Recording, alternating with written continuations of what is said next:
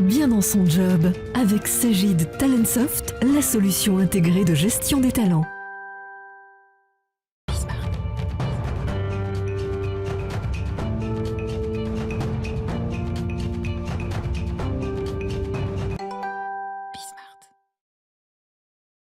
Bien dans son job, avec mon invité, Denis de Guilaine, merci d'être avec nous. Vous êtes le directeur associé au cabinet Walter Recrutement et président d'Audity VR, Virtual Reality, réalité virtuelle. Vous avez fait toute votre carrière, ou presque, dans le recrutement, dans les DRH. 36 ans. 36 ans. Ce qui est intéressant, là, on va parler avec vous des talents, parce qu'on en parle beaucoup, c'est la guerre des talents, on se les arrache. Vous partez d'un postulat, et on va bien sûr parler de cette réalité virtuelle, elle joue un rôle. Vous partez du postulat que d'abord les talents, les entreprises doivent les trouver à l'intérieur de l'entreprise. Ça c'est vos enjeux. Oui, tout à fait. Alors, bon, bien évidemment, en tant que directeur associé aussi du cabinet Walter depuis 3 ans, les talents, on va les chercher à l'extérieur et c'est ce que nous confient comme mission nos clients aujourd'hui. Mais, et ce, sur tout le Grand Est, puisqu'on est, le siège est basé à Nancy, à Metz, pardon, et on a des bureaux à Nancy, Colmar, Strasbourg, et un bureau à Paris depuis quelques années. Et bien évidemment, aujourd'hui, une des problématiques auxquelles sont confrontées, à laquelle sont confrontées toutes les entreprises, c'est la problématique du recrutement. Vous le savez, c'est valable pour les grandes entreprises, c'est valable pour les PME, pour les ETI, pour les artisans. Donc vous dites à vos clients, il faut les chercher à l'extérieur, mais allez donc fouiller, chercher chez vos collaborateurs. Il y a des talents cachés, c'est ça l'idée. Absolument. Et voyez vos collaborateurs peut-être d'une autre façon. Soyez plus audacieux aussi dans les parcours que vous leur proposez. Essayez de découvrir ce qu'ils font à l'extérieur. Bien souvent, on s'aperçoit que des collaborateurs peuvent avoir des postes intéressants à l'extérieur dans des associations, dans des mairies, et que ces gens-là n'expriment pas tout leur talent, ou n'ont pas la possibilité aujourd'hui d'exprimer tout leur talent dans l'entreprise. C'est là qu'arrive Audity VR, parce que vous venez des DRH, donc je dirais d'une science molle, une science humaine en quelque sorte, et puis là vous implémentez un outil de réalité virtuelle. D'abord, pour ceux qui ne connaîtraient pas, c'est quoi un outil de réalité virtuelle ? Un outil de réalité virtuelle, c'est un outil qui permet d'immerger quelqu'un dans une situation imaginaire, et de permettre à cette personne d'être confrontée à ses angoisses, à son degré d'affect, mais de le confronter au réel. Il est dans une situation imaginaire, mais comme s'il était dans le réel, sauf que avec le casque, il est totalement immergé dans cette situation, et il est obligé de se livrer tel qu'il est, et non pas tel qu'il aimerait qu'on l'aperçoive ou qu'on l'appréhende. 15 programmes, alors ce ne sont pas des programmes de stress absolu, de guerre ou de mise en situation. C'est 12 modules, précisément. On les choisit, ils les choisissent, comment ça se passe ? Ils sont choisis par la DRH. Comment on organise déjà la mise en place du casque ? C'est sur la base du volontariat. Comment ça marche ?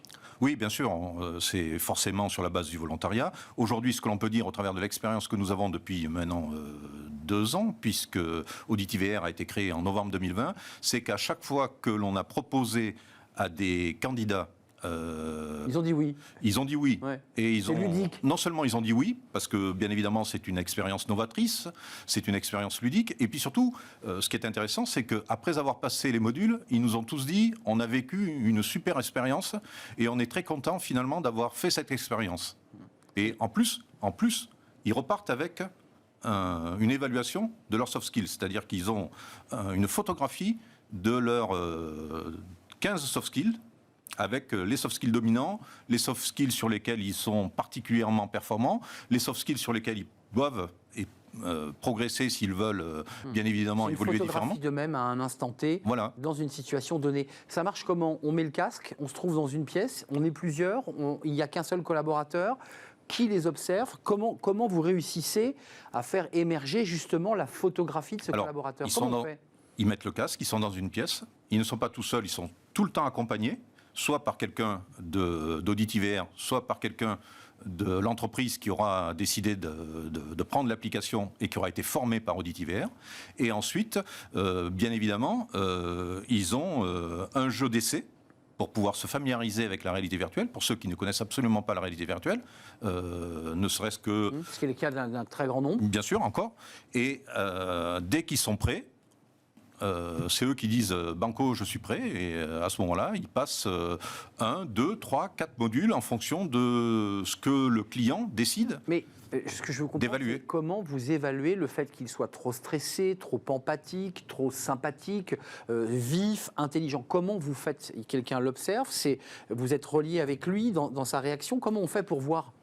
Non, on a travaillé Auditiver, c'est un projet commun entre le cabinet Valter, entre Human Games, une société de réalité virtuelle qui travaille dans ce secteur d'activité depuis maintenant bientôt une dizaine d'années, et un psychologue et psychothérapeute parisien qui s'appelle Pascal Neveu. Et on a créé des algorithmes, et à partir de là, en fonction des réponses, de la manière dont ils vont résoudre les énigmes, on va avoir des résultats instantanés. Donc immédiatement, c'est relié par ce casque, j'imagine, en Wi-Fi, en réseau. Et vous allez avoir, en fonction de la résolution et de la manière dont il l'a résolu, voilà, déjà un premier élément photographique. On va avoir, et parmi les 15 soft skills qu'on évalue, sans surprise, vous trouvez l'intelligence émotionnelle, l'esprit critique, la capacité à résoudre des problèmes complexes, le leadership, le charisme, l'esprit d'équipe, etc., etc. Donc la réflexion que vous menez, évidemment, à travers les talents dans l'entreprise, c'est que c'est quand même plus simple de le proposer à des collaborateurs qu'à quelqu'un qui est dans un processus de recrutement à qui on dit au 5e entretien, là, ça ne sera pas un entretien, ça sera un casque de réalité virtuelle. C'est plus compliqué, là? Non, pas du tout. Non. Vous le faites déjà? Oui, bien sûr. Bien sûr. Non, aujourd'hui, on a 3 problématiques principalement dans les entreprises. On a une problématique de recrutement, on a déjà parlé.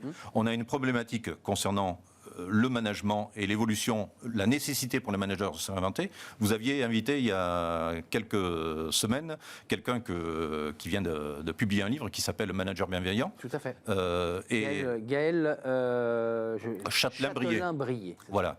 Et on est en plein dedans. C'est-à-dire qu'aujourd'hui, on s'aperçoit qu'avec les nouvelles formes d'organisation du travail, et notamment, bien évidemment, l'après-coronavirus et le télétravail qui s'est développé à grande vitesse et qui va rester quelque chose de pérenne dans l'organisation avec des organisations hybrides, on s'aperçoit que les managers ne peuvent plus animer, encadrer ça, c'est évident, leurs équipes comme ils le faisaient avant. Et vous avez une troisième problématique très très importante aujourd'hui pour les entreprises, c'est on sait que 50% des postes vont être profondément transformés dans les 5 prochaines années.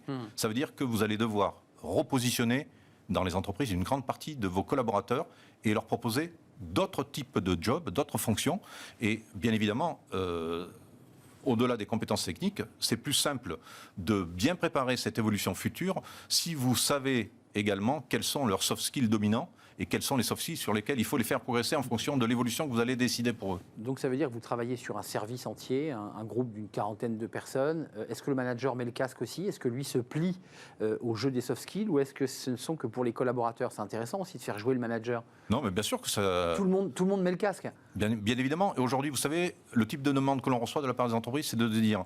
Dans nos séminaires de management, où on a des journées comme ça consacrées aux managers avec un certain nombre de conférences, on aimerait intégrer votre application pour le côté ludique et pour permettre aussi, pour faire prendre conscience à nos managers qu'il faut de plus en plus qu'ils prennent en compte leurs soft skills, qu'ils travaillent là-dessus pour pouvoir demain évoluer en fonction des attentes de leurs collaborateurs. Denis de Guillen, ça veut dire qu'à l'issue de ce processus de modules, donc ils peuvent en faire 2, 3, 4, j'imagine pas les 12 en même temps. Enfin, non, on ne recommande pas les 12 en même temps. Voilà, 3 ou 4. Oui. Au bout de ça dure combien de temps un module? Un module, c'est entre 1 minute, 2 minutes. C'est très très rapide. C'est très très rapide. Au bout de 15 minutes, ils ont un résultat déjà qui sort, je dirais informatique, qui leur dit voilà, tu as plutôt une émotion on situe les émotions, vous réussissez à être aussi fin que cela? Oui, et ce que l'on fait, c'est que de toute façon, on fait un débriefing, bien évidemment, avec la personne à l'issue des modules passés.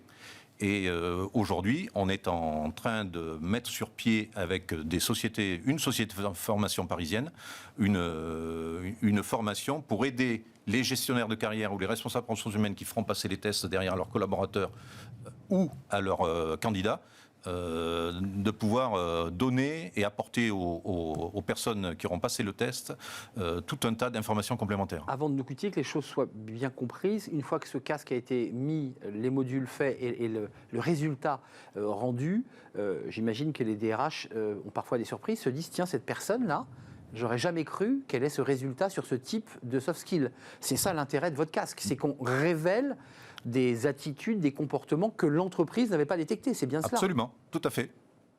Et ce qui permet d'imaginer d'autres parcours d'évolution pour la personne. Et puis, encore une fois, je reviens sur votre Moi, je l'aurais bien mis votre casque. Si vous l'aviez apporté, j'aurais volontiers essayé de mettre votre casque. Si vous me réinvitez, je vous l'apporte. Et évidemment, c'est tentant d'essayer le casque. Et en tout je cas, voir reviens juste pour votre invité du 17 février. Disait, vous l'aimez bien, Gaël. Aujourd'hui, il faut que les gens se marrent. Ouais, les jeunes ont besoin de se marrer dans les entreprises. Et aujourd'hui, ce qui est intéressant, au travers d'une application et d'un outil comme AuditiVR, c'est qu'on arrive à faire en sorte que les gens se marrent, passent un très très bon moment, et en plus, on leur apporte tout un tas d'informations. Ils se découvrent. Ouais, et une sorte de photo d'eux-mêmes, c'est évidemment assez troublant. Merci Denis de Guilhem d'être venu nous rendre visite.